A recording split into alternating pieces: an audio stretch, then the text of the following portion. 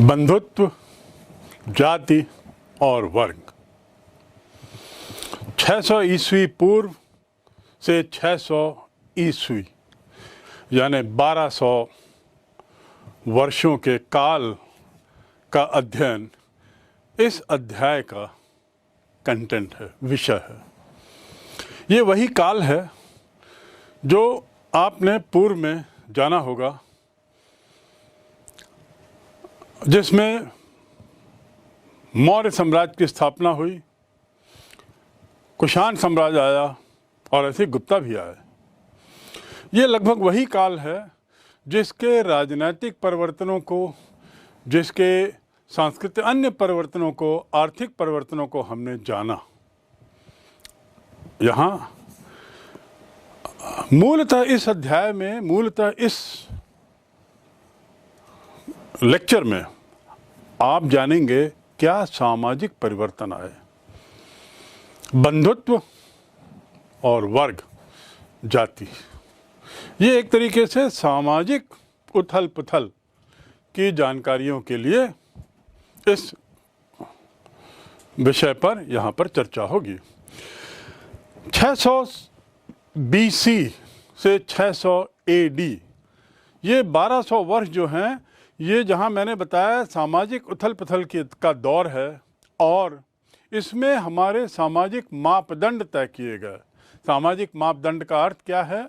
जहाँ पर एक व्यवहार की रेखा खींची गई, सामाजिक व्यवहार की, पारिवारिक व्यवहार की, व्यक्तिगत व्यवहार की, संबंधों की, बंधुत्व की, आदि आदि।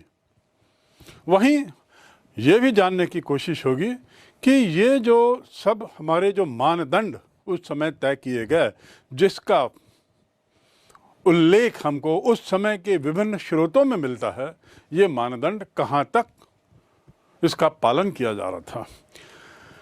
मानदंड केवल संभल कर उसका हमको अध्ययन करना है। इस काल में मूल रूप से जो हमारे लिए स्रोत हैं वे साहित्यिक हैं। साहित्यिक स्रोत का अर्थ होता है उस समय के लिखे गए ग्रंथ, उस समय के लिखे गए पुस्तकें। इसी काल में हमने पुरातत्व विभाग द्वारा की गई खोजों का भी काफ़ी अध्ययन किया है और ये जाना कि पुरातत्व की खोज से, नींव से हमें कितनी जानकारियाँ ऐतिहासिक उद्देश्यों के लिए मिली हैं, इतिहासकार के लिए मिली हैं। लेकिन सामाजिक जानकारियों दुर्भाग्य से ये हमें पुरातत्व से उतनी नहीं मिल सकती, उत्खनन से नहीं मिल सकती, खुदाई से नहीं मिल सकती। सामाजिक संबंध, आचार विचार, व्यवहार, ये सब बातें जानने के लिए हमें थोड़ा साहित्य की ओर जाना पड़ेगा। और इस प्रकार इस अध्याय में हम मूलतः उन साहित्यिक स्रोतों को जानेंगे, उसमें लिखी गई विषय वस्तु को जानेंगे और उसके आधार पर जानेंगे कि उस समय का समाज कैसा था, उनके भावनाएं क्या थी, उनके विचार क्या थे। जहाँ तक सामाजिक जानकारियों का सवाल है, जैसा मैंने कहा, साहित्यिक स्रोत उस समय के हमारे लिए मूल आधार हैं जिनसे हमें जानकारियाँ मिलेंगी, लेकिन हमें थोड़ा संभल कर इसका उपयोग करने की ज़रूरत है। आखिर क्यों नहीं?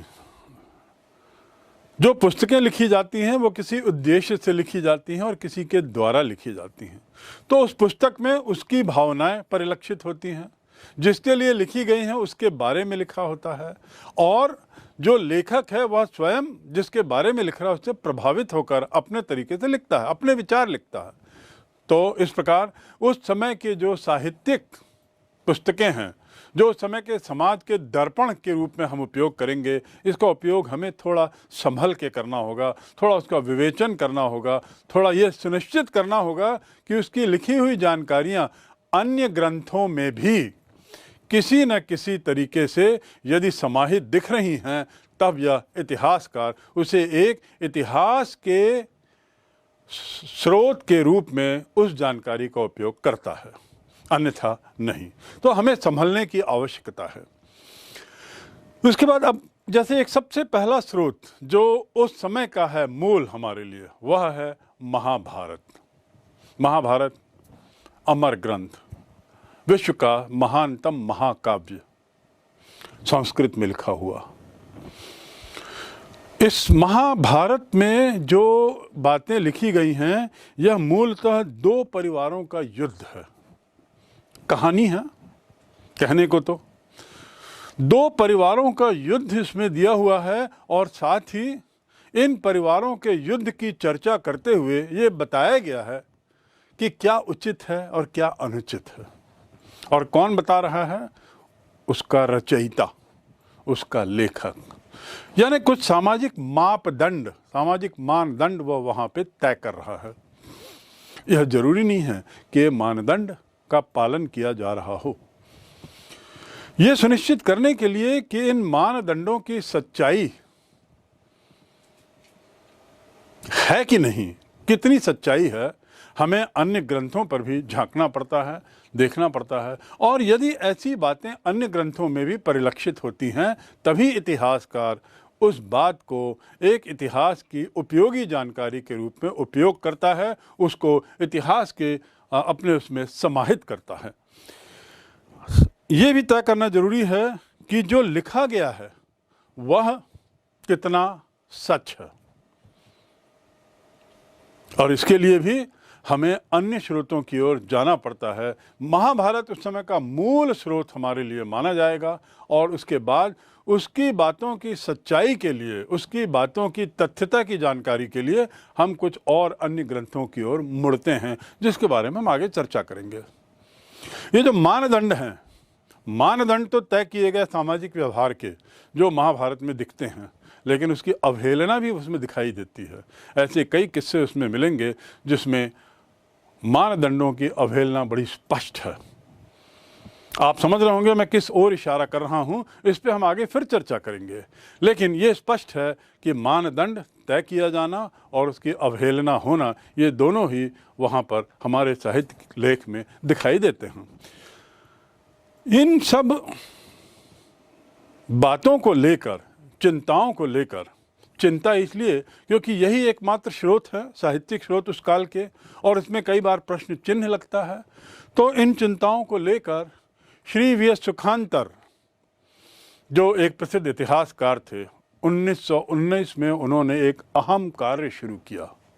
1919 में उन्होंने एक अहम कार्य शुरू किया, और वह था महाभारत के रूप में लिखे गए विभिन्न संस्करणों को, विभिन्न पुस्तकों को, विभिन्न जानकारियों को उनको एकत्रित करना। महाभारत जो है वो कई भाषाओं में लिखी गई, कई जगहों में लिखी गई, अलग अलग तरीके से लिखी गई। मूल महाभारत का कुछ क्षेत्रीय संस्करण भी दिखाई दिया। तो वी.एस. सुखांतर ने तय किया, एक बहुत अहम जिम्मेदारी लेते हुए तय किया कि ये महाभारत के जो सारी बातें हैं इनको वे एकत्रित करेंगे, और एकत्रित करने के बाद उनके तथ्यों को का अध्ययन कर एक जगह उसे समाहित करेंगे, और इस प्रकार एक महान ग्रंथ का जो टीका टिप्पणी के साथ, समालोचना के साथ वह सामने आएगी। इस संकलन को श्री सुखांतर को पूरा करने में लगभग 47 वर्ष लगे। 1919 से शुरू किया हुआ कार्य लगभग 1966 में समाप्त हुआ, और उसमें 13,000 पृष्ठ थे। कल्पना करेंगे 13,000 पृष्ठों का संकलन कितना विशाल होगा। और तो और इसमें जो श्लोक हैं, एक समस्या जो ये थी कि श्लोकों की संख्या, या इसमें जो लिखे गए जो पंक्तियां, उनकी संख्या लगभग 1 लाख है। लेकिन ऐसा माना जाता है कि मूलतः जो महाभारत है वह मात्र लगभग 10,000 श्लोक थे उसमें, और शायद ये 10,000 श्लोक 500 ईस्वी के पूर्व के लिखे गए हैं।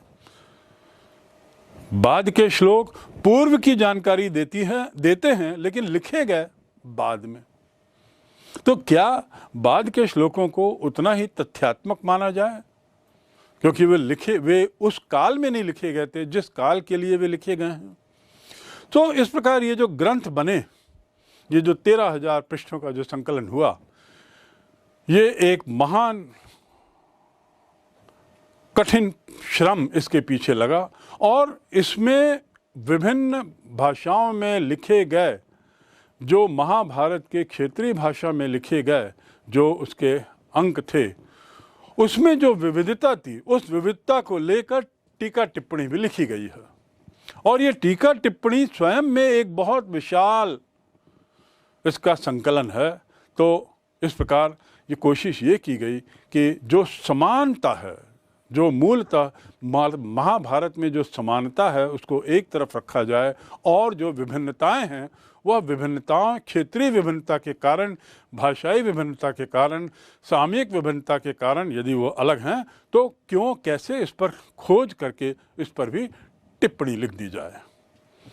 इस कार्य ने हमें काफ़ी इतिहास को बनाने में, पुनर्रचना करने में हमें बहुत मदद की, और श्री सुखांतर का इसमें बहुत अहम योगदान था। ब्राह्मणों के द्वारा ब्राह्मणों को लिखा गया ये संस्कृत की जितनी पुस्तकें थीं उस समय की, वे सामान्यतः ब्राह्मणों के द्वारा ब्राह्मणों को लिखी गई थी। इस प्रकार इसमें अन्य जाति, अन्य वर्ग आदि के लिए उस ढंग की जानकारियां समाहित नहीं थीं जैसे कि ब्राह्मणों के द्वारा ब्राह्मणों के लिए थी, और जो थी वो किसी विशिष्ट वर्ग के लिए थी। तो ये इस तरीके से उस समय के साहित्य स्रोतों की एक सीमा है, एक दायरा है, एक लिमिटेशन है। और इसलिए हमें पुनः यह ख्याल रखना होगा कि इन स्रोतों का उपयोग करते हुए एक इतिहासकार को बहुत संभल कर चलना होता है।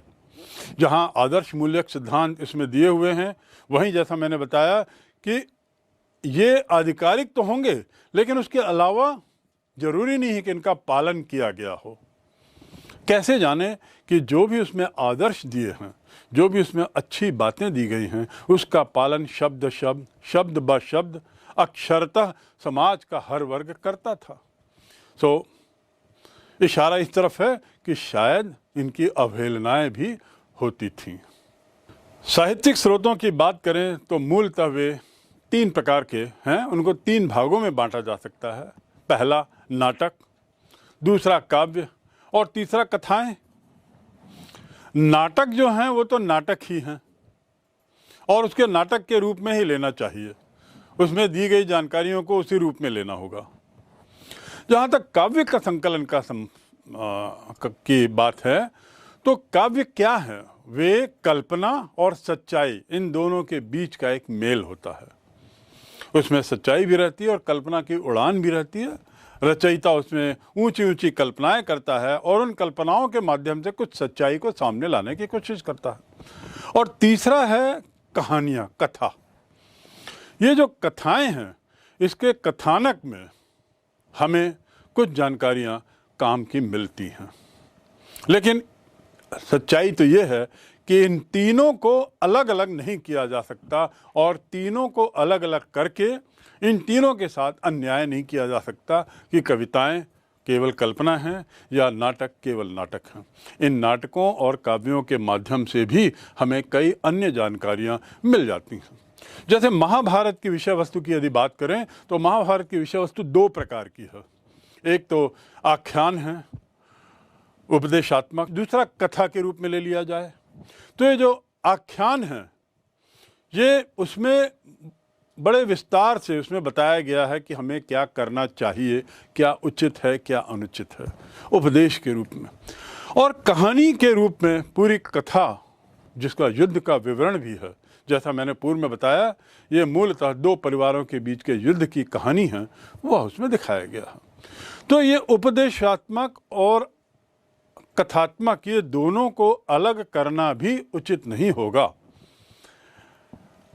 ये यदि इसको हम अलग करते हैं तो एकांगी हो जाएगा, एक पक्षी हो जाएगा। तो इसलिए हमें बहुत सोचकर इन स्रोतों का उपयोग करना है और इनको अन्य स्रोतों के दिए गए तथ्यों से उसका परीक्षण कर फिर उसके बाद तय करना है कि हमारे इतिहास की चीज़ है कि नहीं। भाषा और विषय वस्तु की यदि बात करें, महाभारत के काल की भाषा और विषय वस्तु, तो मूलतः हम ये कह सकते हैं कि महाभारत का नाटकीय कथानक जो है, ये युद्ध के बारे में ज़्यादा बताता है और 2 परिवारों के बीच की लड़ाई जो विभिन्न मसलों को लेकर होती है, इस पर विचार विमर्श के रूप में बताता है। उपदेशात्मक भी इसी कथा में दिया हुआ है, जहां अर्जुन कृष्ण से कुछ अनुरोध करते हैं और कृष्ण उसकी एवज में उन्हें एक उपदेश देते हैं जो विश्व प्रसिद्ध है, जो गीता का सार है। वह भी उसी का एक अंग है।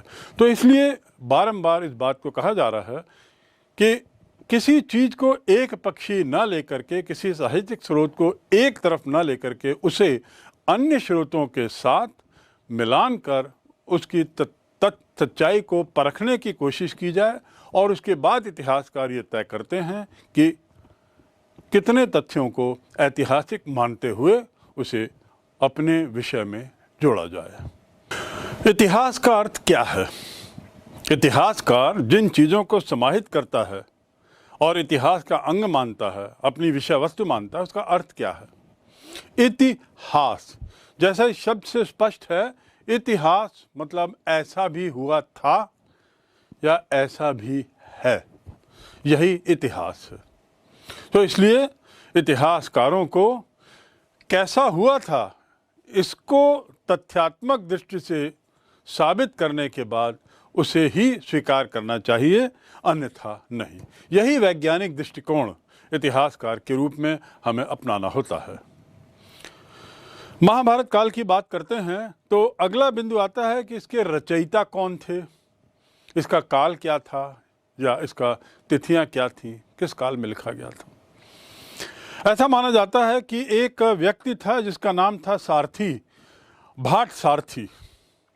वो भाट सारथी, जिसे सूत भी कहते हैं, ये वे व्यक्ति होते थे, सूत लोग, जो राजाओं महाराजाओं के साथ युद्ध में जाते थे, उन्हीं के साथ, और युद्ध में उनके शौर्य का बखान करते हुए काव्य पाठ करते थे, कविताएं लिखते थे, उसका विवरण लिखते थे, और ये विवरण सामान्यतया संस्कृत में होता था। तो इन भाट सारथी के द्वारा लिखा गया महाभारत का कुछ हिस्सा है, ऐसा माना जाता है। ब्राह्मणों ने ब्राह्मणों के लिए लिखा, ऐसा मैंने पूर्व में बताया।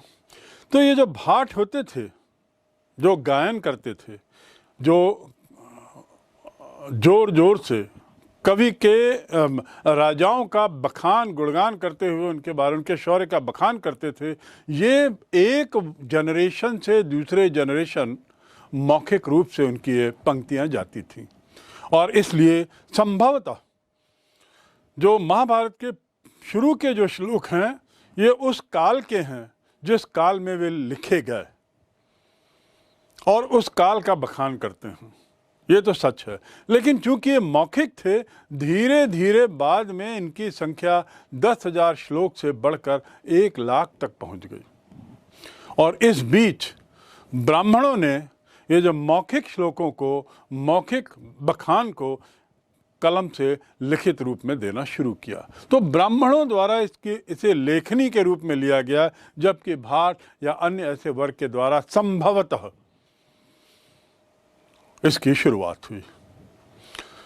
जब लेखनी हुई तो श्लोकों की संख्या बढ़ती ही चली गई, श्लोक आते ही चले गए, बढ़ते ही चले गए, और इस प्रकार 500 ईस्वी से लेकर 500 ईस्वी पूर्व से लेकर 500 ईस्वी तक का 1000 वर्ष का काल इन श्लोकों में समाहित है। ऐसा भी माना जाता है, जब ये सवाल उठता है कि इसके असली रचयिता कौन थे। ब्राह्मणों ने लिखा होगा, ठीक है, भाट लोगों ने इसका गायन किया, ठीक है, लेकिन इसके असली रचयिता कोई होंगे। तो इसको लेकर कुछ इतिहासकारों का तर्क है कि व्यास भगवान ब्रह्मा के पास गए और उन्होंने कहा कि महोदय, मैंने बहुत अध्ययन के बाद पुराण, उपनिषद, वेद और अन्य जितनी पुस्तकें हैं, इनके वृहद अध्ययन के बाद मन में एक पुस्तक लिखी है। यानी मन में मैंने बैठा लिया है, उसकी रूपरेखा, उसका अध्ययन किया है, उस पर निष्कर्ष निकाला है और एक तरीके से मौखिक रूप से उसे लिख दिया है मन में। ज़रूरत है मुझे किसी ऐसे व्यक्ति की जो उसे लेखनी का रूप दे सके, तो कृपया मुझे सुझाएं और मेरी इस बात पे मदद करें। ऐसा कहा जाता है कि ब्रह्म भगवान ने उन्हें कहा कि इस कार्य के लिए सर्वश्रेष्ठ व्यक्ति तो गणेश हैं, आप जरा जाइए उनके पास और उनसे अनुरोध करिए। ऐसा सुनने पर व्यास जी गणेश जी के पास गए और जैसा था उन्होंने उनसे साष्टांग अनुरोध किया कि मैंने ऐसा ऐसा किया है, इस तरीके से मेरे ग्रंथ की रचना है और उसे मैं एक लिखित रूप में चाहता हूँ कि कोई लिख दें। गणेश भगवान ने उसे सुना, उनके अनुरोध को ध्यान से सुना और उसके बाद उन्होंने कुछ समय बाद कहा, ठीक है, मैं इस कार्य के लिए तैयार हूँ, लेकिन आवश्यक है कि एक बैठक में सतत रूप से यह लेखनी का कार्य हो जाए। बीच में व्यवधान, बीच में उठना या रुकना मैं पसंद नहीं करूँगा। व्यास जी ने कहा, बिल्कुल आपके आदेश शिरोधार्य है, मेरे लिए अहम है कि यह पुस्तक के रूप में आ जाए और आपसे बेहतर कौन होगा जो इसे पुस्तकाकार रूप दे सके। तो मैं आपकी शर्त को मानता हूँ और एक बार में बिना रोक टोक के अबाध गति से मैं बोलते जाऊंगा और आप लिखेंगे। लेकिन एक अनुरोध आपसे भी है, ऐसा व्यास जी ने गणेश भगवान को कहा। क्या पूछने पर व्यास जी ने कहा, अनुरोध यह है कि जब आप लिखेंगे तो उसमें किसी अन्य तरीके के शब्द उसमें ना डालें, जो मैं बोला हूँ बस वही रहें, किसी अन्य तरीके की टीका टिप्पणी ना हो या आप आगे ना लिख बैठें। इसका अर्थ ये था कि व्यास जी चाहते थे जैसा उन्होंने अपने मन में लिखा है वैसा ही यथोचित वहाँ पर गणेश भगवान से लिख बैठे और गणेश जी ने इस अनुरोध को भी स्वीकार कर लिया और इस प्रकार ऐसा माना जाता है कि व्यास जी इसके रचयिता थे। अब जहाँ तक इसकी बात है कि इस पुस्तक में मापदंडों की जो मैं बात कर रहा था, इसकी सच्चाई की भी बात कर रहा था, एक बात तय है कि महाभारत में दी हुई जानकारियाँ कुछ अन्य पुस्तकों में भी मिलती हैं। इसके अनेक उदाहरण हैं। जैसा मैंने बताया, श्री सुक्तांतर जिन्होंने महाभारत का संकलन किया है और उसके 13,000 पृष्ठ बनाए, एक उदाहरण यहाँ दिया जाए कि जैसे वर्ण व्यवस्था के बारे में कहा जाता है कि वर्ण व्यवस्था की बात सबसे पहले भगवान ब्रह्म ने की, उनके विराट मुंह से वर्ण व्यवस्था के बारे में निकला। उवाच, यही घटना आपको मनुस्मृति में भी मिलेगी, यही घटना आपको कुछ अन्य पुस्तक में भी मिलेगी। यदि ऐसा 2-3 जगह इसका विवरण मिलता है तब साहित्यकारों के लिए, इतिहासकारों के लिए यह सरल हो जाता है सोचना कि इन तथ्यों में कुछ एकरूपता होने के कारण कुछ सच्चाई होगी। 8 विवाह मनुस्मृति जो 200 ईस्वी पूर्व से 200 ईस्वी के कालखंड में इन 400 वर्षों के बीच लिखी गई है, संभवतः मनुस्मृति, उसमें 8 विवाहों का जिक्र है। और जिन 8 विवाहों का जिक्र मनुस्मृति जो इस काल में लिखी गई थी उन्होंने किया है, उसी का जिक्र भीष्म पितामह ने महाभारत में भी किया है और वही 8 विवाहों का जिक्र है। इससे ये कुछ साबित होता है कि कुछ बातें निश्चित रूप से मापदंड के रूप में उस समय थीं, प्रचलित थीं, और जो प्रचलित थीं वो बहुत सी बातें हमें उस समय के साहित्य में मिल सकती हैं। इसलिए यदि हम इस समय के साहित्य को संभल कर अध्ययन करें तो ये भी तय है कि संभलने का अर्थ ये नहीं कि हम बहुत ज़्यादा काट छाँट करें, बल्कि संभलने का अर्थ ये है कि हम विवेक के साथ, वैज्ञानिक सोच के साथ इनके तथ्यों को इतिहास के लेखन के रूप में समाहित करें। तो इस प्रकार हम देखते हैं कि महाभारत एक गतिशील ग्रंथ है। 10,000 श्लोक से 1 लाख और बहुत बड़ा काल, उसके बाद मौखिक, फिर लिखित रूप में देना और फिर उसके बाद सुक्तांतर जी द्वारा इसका विश्लेषण 13,000 पृष्ठों में। इसकी गतिशीलता ही महाभारत को एक बहुत महत्वपूर्ण ग्रंथ बनाती है।